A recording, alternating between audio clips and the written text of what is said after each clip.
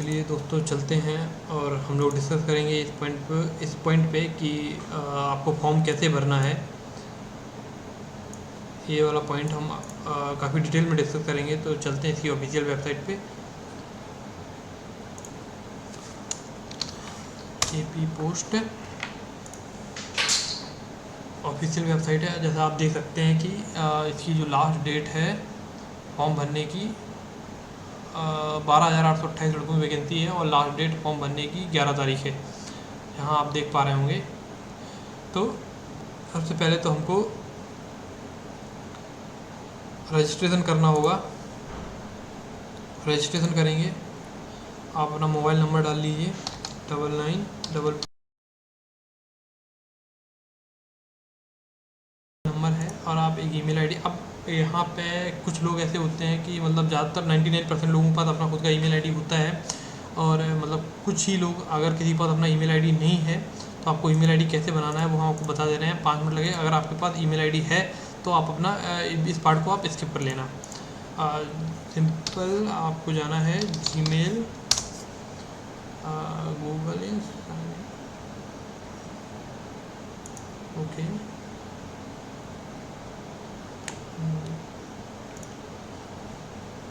Create a Gmail account, create an account. अपना नाम भर लेना है, जैसे कि ये मेरा नाम अमित यादव। के बाद आपको अपना डेट ऑफ बर्थ भर लेना है, मंथ, डे, और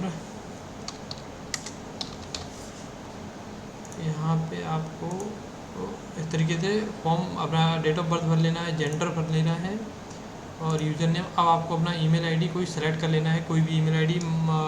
सपोज कर लिए Amit Y Yadav career @gmail.com में भी यूज़र नेम स्टेकन बता रहा है। Career Amit Yadav career with IIT something, career with IIT, okay. आपको पासवर्ड सेलेक्ट कर लेना है। कुछ आपको अपना पासवर्ड ले लेना है, इसके बाद पासवर्ड डालना है।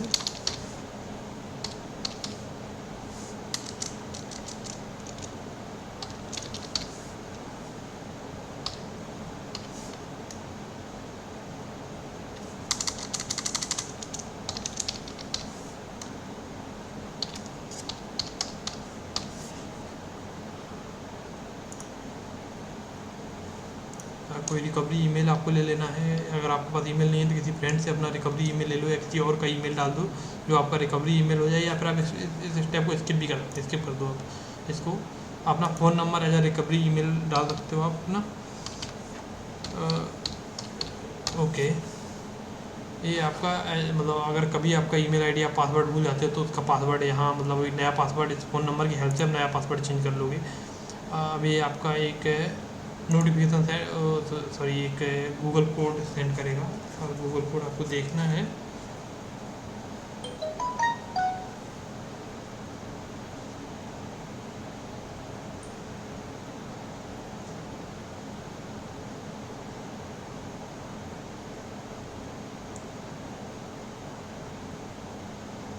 ओके, 664172।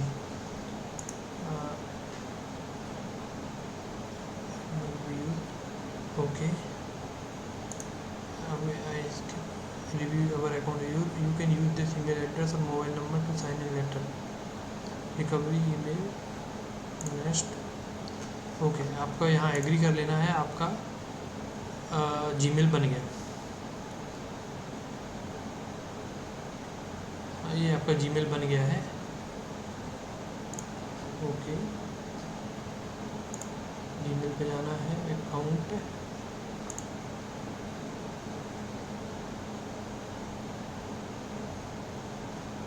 ये आपका इस तरीके का आपका जीमेल बन गया है। ये जीमेल आपकी Amit Yadav career with IIT@gmail.com, ये आपका कोई ईमेल आईडी बन गया। आपको यही ईमेल आईडी वहाँ फिल कर लेनी है। आपको ईमेल आईडी ये जहाँ आप रजिस्ट्रेशन कर रहे हैं आप यहाँ पे अपना ईमेल आईडी भर दें। इसके बाद अपना एप्लीकेंट नेम आपको भरना है। इस तरीके से आपका एप्लीकेंट नेम, देखिए गाइस एप्लीकेंट नेम, ये नेम में गलती नहीं होनी चाहिए, क्योंकि ये नाम आपको वही नाम भरना है जो आपका क्लास 10 की मार्कशीट में है। जब आपका सिलेक्शन हो जाएगा, सपोज करिए आपका सिलेक्शन हो जाता है, तो वो सबसे पहले यही देखते हैं कि आपका क्लास 10 का नाम, जो क्लास 10 की मार्कशीट में जो आपका नाम है वो नाम और ये नाम दोनों एग्जैक्टली मैच करना चाहिए। इसमें बिल्कुल भी मिस्टेक नहीं होनी चाहिए, मतलब कैपिटल लेटर, स्मॉल लेटर, हर चीज़ आपको बहुत ही ध्यान से भरना है। इसमें कोई भी मिस्टेक नहीं होनी चाहिए, नहीं तो आपका सिलेक्शन होने के बावजूद भी आप जॉब, मतलब मेरा कहने का मतलब सिलेक्शन हो, अगर आपका हो भी जाता है उसके बावजूद भी आप रिजेक्ट हो जाएंगे। यहाँ पे आपको पिताजी का नाम भर लेना है। जब आपका वेरिफिकेशन होता है, सबसे पहले चीज़ जो आपकी होती है वो आपकी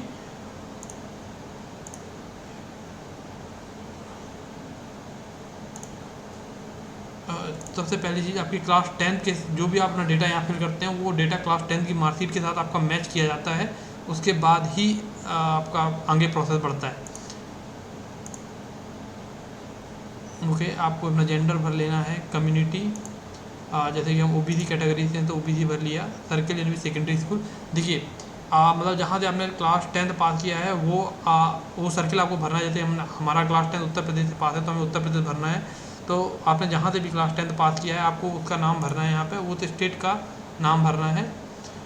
इसमें आपको कंफ्यूज नहीं होना है। आप अगर उत्तर प्रदेश यहाँ नाम भर रहे हैं, इसका मतलब ये नहीं है कि आप जब अपना प्रेफरेंस देंगे तो वो भी आप उत्तर प्रदेश से ही दे पाएंगे। इसका प्रेफरेंस से कोई लेना देना नहीं है। आपको यहाँ पे अपने जहाँ से आपने क्लास 10 पास किया है आपको वहाँ का नाम भरना है।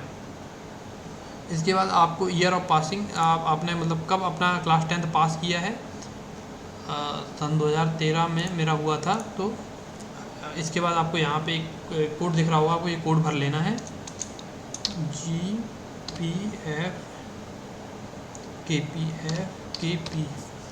इसके बाद आपको सबमिट कर देना है। एक बार आप अपना वेरिफिकेशन, इस नाम को, पिताजी के नाम को, डेट ऑफ बर्थ को बहुत अच्छे से, बहुत ही ध्यान से आपको भरना है कि इसमें कोई भी मिस्टेक नहीं होना चाहिए, क्योंकि अगर इसमें कोई मिस्टेक होती है तो आप बहुत बड़ा प्रॉब्लम हो जाएगा। मतलब बिल्कुल भी इसमें मिस्टेक नहीं होनी चाहिए। और दूसरी चीज़ ये है कि हाँ, हम लोगों को जो ईमेल आईडी है वो हमेशा ही स्मॉल लेटर में होता है। पता नहीं इस वेबसाइट में कुछ प्रॉब्लम है या जो भी है, ये स्मॉल लेटर में ही है, लेकिन ये ऐसा ही दिखाता है, लेकिन ये करेक्ट है, इसमें कोई प्रॉब्लम नहीं है। अपना वेरीफाई कर लो। आपका ईमेल, जो आपने अभी ईमेल आईडी बनाया उस पर एक आपका OTP गया होगा, तो आप अपना OTP उस ईमेल पे आपको खोलना है। जैसे कि ये OTP आ गया, ये ईमेल आईडी अभी हमने आपकी बनाई थी अभी थोड़ी देर पहले, तो ये आपका OTP है। आपको यही OTP वहाँ भर देना है,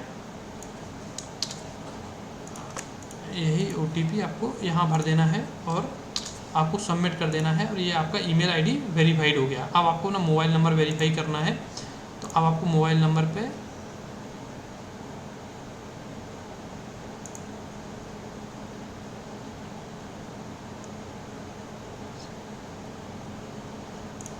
ओके, एक्चुअली ये नंबर पे ऑलरेडी जब हमने अपने सिस्टर का फॉर्म भरा था तो ऑलरेडी इस नंबर पे रजिस्ट्रेशन ऑलरेडी हो चुका है। तो चलिए हम नंबर चेंज के ले रहे हैं, कोई दिक्कत नहीं। मेरे पास एक दूसरा नंबर है, वो नंबर ले रहे हैं।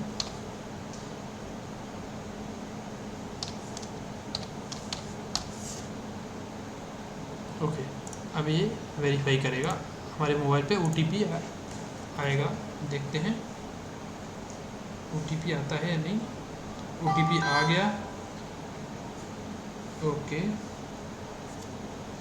हाँ OTP आ गया है 1D7 1D7E7E75।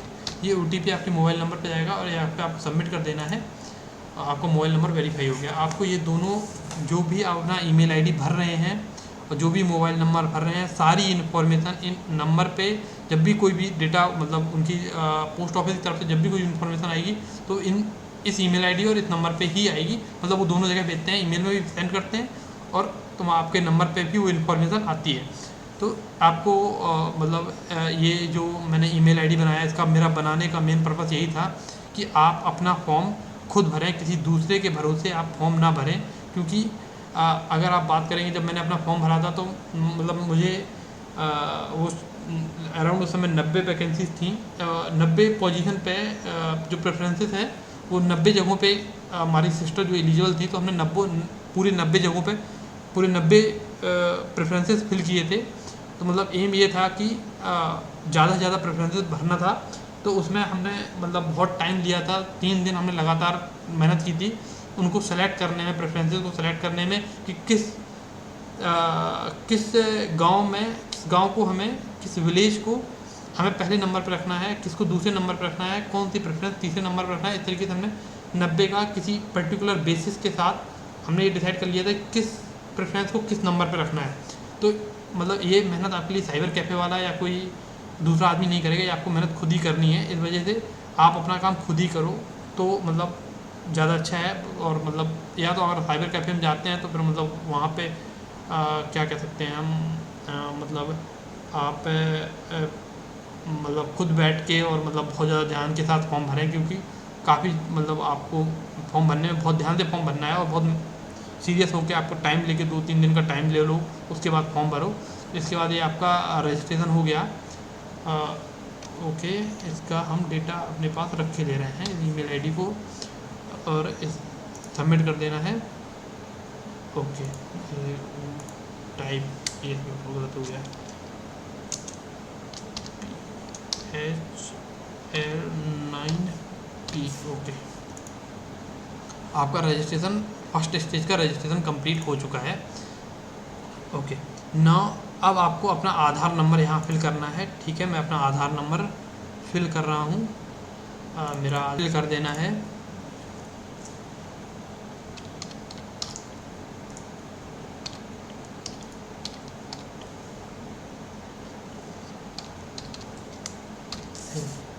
अब आपको, अगर आप डिसेबल हैं आप, तो आपको यहाँ यस भरना है, अदरवाइज़ आपको नो भरना है। जैसे मैं कोई डिसेबल नहीं हूँ तो मैं यहाँ नो भरूँगा। और अगर आप डिसेबल हैं, अगर सपोज़ करिए आप हैंडीकैप कैटेगरी से हैं, आपके कोई डिसेबल हैं, आप पीडब्ल्यूडी कैटेगरी से हैं, तो आप यहाँ पे एस भरना। उसका भी हम एक सेपरेट वीडियो बनाएंगे जहाँ हम आपको बताएंगे कि मतलब डिसेबल लोग कैसे फॉर्म भर सकते हैं। लेकिन इस वीडियो में मतलब जो लोग नॉर्मल हैं उनको फॉर्म भरने के लिए तो वहाँ नो ही भरना है। अब यहाँ पे आपको क्लास 10th में आपके पास कौन सी लैंग्वेज थी, मतलब आपको वो सेलेक्ट करना है। अब यहाँ पे जैसे कि क्लास 10th में हमारे पास हिंदी थी और इंग्लिश थी, तो अगर इनके अलावा और भी कोई अगर आपके पास, क्योंकि जो लैंग्वेज आप यहाँ सेलेक्ट करेंगे, तो यहाँ पे सपोज़ करिए आपने तमिल सेलेक्ट कर ली, तो फिर आप फॉर्म सिर्फ तमिलनाडु में ही भर पाएंगे और कहीं फॉर्म नहीं भर पाएंगे आप। और अगर आपने हिंदी सेलेक्ट कर ली तो मतलब जो हिंदी भाषा वाले राज्य हैं आप फॉर्म वहीं भर पाएंगे। तो इस हिसाब से आपको मतलब जो भी लैंग्वेज आपके पास क्लास 10th में थी आपको वो सेलेक्ट करना है, ओके करना है। अगर आप काम कर रहे हैं या नहीं कर रहे हैं, अगर आप काम नहीं कर रहे हैं तो आपको अगर आप काम कर रहे हैं तो यहाँ यस भरना है, अगर काम नहीं कर रहे हैं तो नो भरना है। सपोज़ करिए मैं यहाँ यस भर दे रहा हूँ। और आपके पास एनओसी अवेलेबल है या नहीं, तो आपके पास अगर एनओसी अवेलेबल नहीं है तो आपको नो भर देना है अभी। लेकिन ऐसा करते हैं हम इसको, मैं फॉर्म भरूंगा नहीं, ले मैं तो सिर्फ आपको इसलिए कर रहा हूँ, तो यहाँ पे मैं नो भर ले रहा हूँ। अब आपको अपना फ़ोटो यहाँ अपलोड करना है।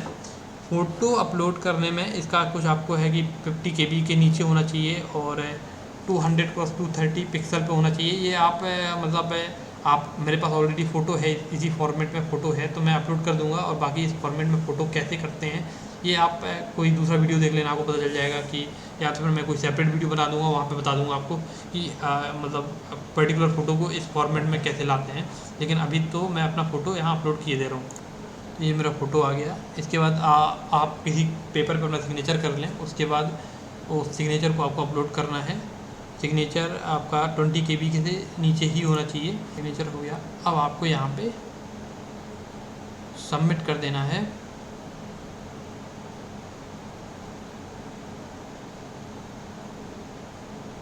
ओके, अब आपको यहाँ सबमिट कर देना है।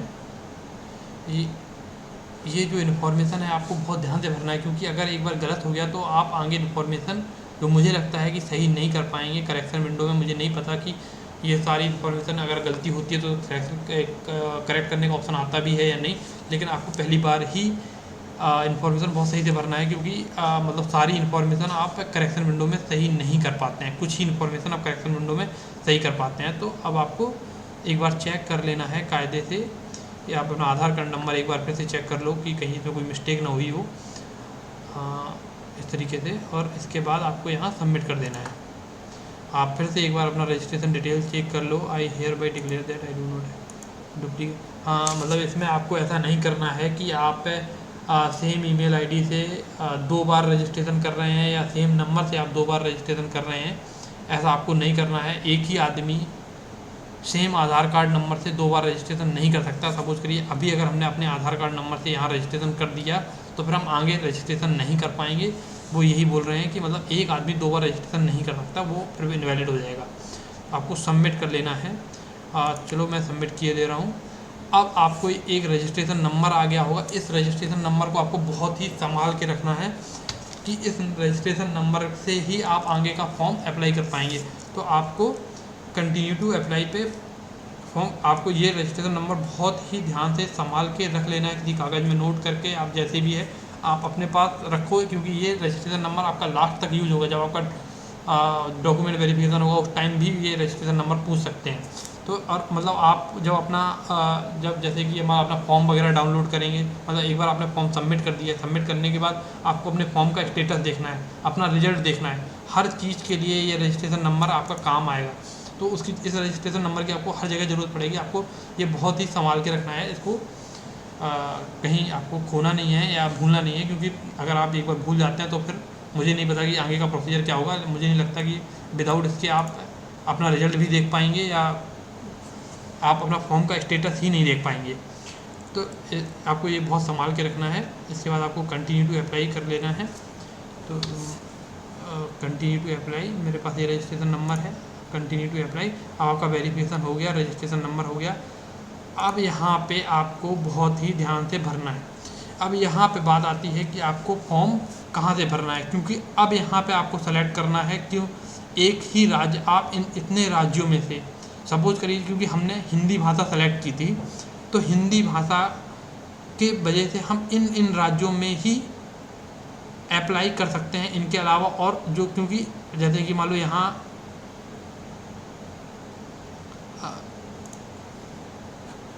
क्लास 10 में मेरे पास हिंदी भाषा थी। थोड़ा सा मुझे डाउट हो रहा है यहाँ पे कि ये तमिलनाडु ऑप्शन कैसे दे रहा है। तमिलनाडु में तो हिंदी भाषा वाले एलिजिबल नहीं है। गुजरात, हरियाणा, ओके, खैर ये ऑप्शन दे रहा है वो बात अलग है। लेकिन आपने आपका जो लैंग्वेज है, जैसे आपने हिंदी भाषा है, तो इसका जो नोटिफिकेशन आया है एपी पोस्ट की वेबसाइट पे, आप इस पे वेबसाइट पे जाएं और ये जो नोटिफिकेशन है हम आपको वीडियो के उसमें डिस्क्रिप्शन में हम आपको ये नोटिफिकेशन दे देंगे। ओके, डिस्क्रिप्टिव नोटिफिकेशन, ये नोटिफिकेशन है पोस्ट नोटिफाइड। हाँ, तो आप एक चीज़ देख सकते हैं कि अगर आपके पास लैंग्वेज हिंदी है तो आप इन राज्यों में ही एलिजिबल हैं। वो चीज़ मैंने मतलब हिंदी भाषा वाले इन राज्यों में ही एलिजिबल हैं। बिहार, छत्तीसगढ़, हरियाणा, जम्मू कश्मीर, हिमाचल प्रदेश, इतने राज्यों में ही हिंदी वाले एलिजिबल हैं। उत्तर प्रदेश, उत्तराखंड, जो हमने ये ब्लू कलर से हाईलाइट किया है, वो लोग सिर्फ इन राज्यों में एलिजिबल हैं। अदर राज्यों में वो लोग एलिजिबल नहीं है। तो आपको इनमें से ही कोई एक राज्य सेलेक्ट करना है। अब यहाँ पे आपको लॉगिन करना है। हाँ, अप्लाई ऑनलाइन में सर्किल अप्लाइंग फॉर, यहाँ पे आपको जो भी राज्य आपको अप्लाई करना है वहाँ पे आपको क्लिक करना है, उसके बाद सबमिट करना है। लेकिन अभी आप यहाँ रुक जाइए, अभी आप नहीं, आप ये अभी आप अपना लॉगिन ना करें अपना, क्योंकि अभी आप डिसाइड करें कि आपको किस राज्य में अप्लाई करना है, क्योंकि आप सिर्फ एक राज्य में ही अप्लाई कर पाएंगे। ये बात मैं फिर से बोल रहा हूँ कि आप सिर्फ एक राज्य में ही अप्लाई कर पाएंगे और उस राज्य के केवल एक ज़िले में ही आप अप्लाई कर पाएंगे। तो मतलब आप जिस राज्य में अप्लाई कर रहे हैं, सपोज करिए आपने एक बार यहाँ सेलेक्ट कर लिया राजस्थान, तो फिर बाद में आप इसे चेंज नहीं कर पाएंगे। आपने एक बार राजस्थान सेलेक्ट कर लिया, उसके बाद सबमिट कर दिया, उसके बाद आप राजस्थान में ही फॉर्म अप्लाई कर पाएंगे, अदर राज्य में आप फॉर्म अप्लाई नहीं कर पाएंगे। तो अभी आपको ये सेलेक्ट करने के पहले आपको पहले डिसीजन लेना है, आपको बहुत समझदारी के साथ डिसीजन लेना है कि आपको किस राज्य में फॉर्म अप्लाई करना है। तो मतलब पहले हम लोग क्या करेंगे, पहले हम प्रीवियस ईयर का जो रिजल्ट है उसको एनालिसिस करेंगे, देखेंगे, समझेंगे कि कहाँ हमारा सिलेक्शन होने के चांसेस ज़्यादा है, कहाँ मेरिट कम जा रही है, उसके अकॉर्डिंग हम यहाँ पर राज्य सेलेक्ट करेंगे। तो अभी इस वीडियो को आपको यहीं रुक जाना है और आपको पहले प्रीवियस ईयर का रिजल्ट देखना है, उसके बाद आपको यहाँ से प्रोसीड करना है। तो मतलब अभी मैं एक एनालिसिस करूँगा, जैसे कि यहाँ पे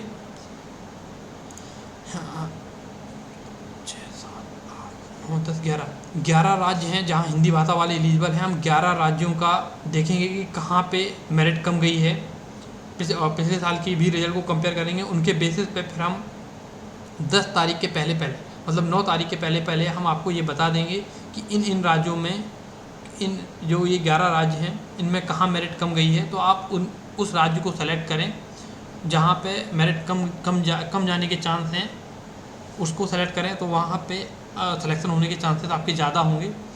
और केवल मेरिट ही नहीं, मतलब दूसरी चीज़ आपको ये भी देखना है कि कहाँ आप, ज़रूरी नहीं है कि मतलब जहाँ पिछले साल मेरिट कम गई थी वहाँ इस बार भी मेरिट कम जाए, ऐसा कुछ नहीं है। लेकिन एक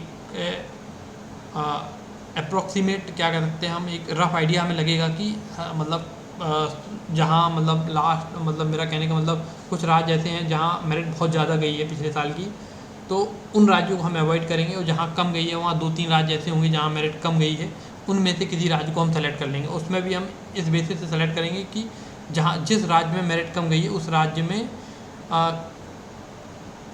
मेरा कहने का मतलब ये है कि जिस राज्य में मेरिट कम गई है उस राज्य में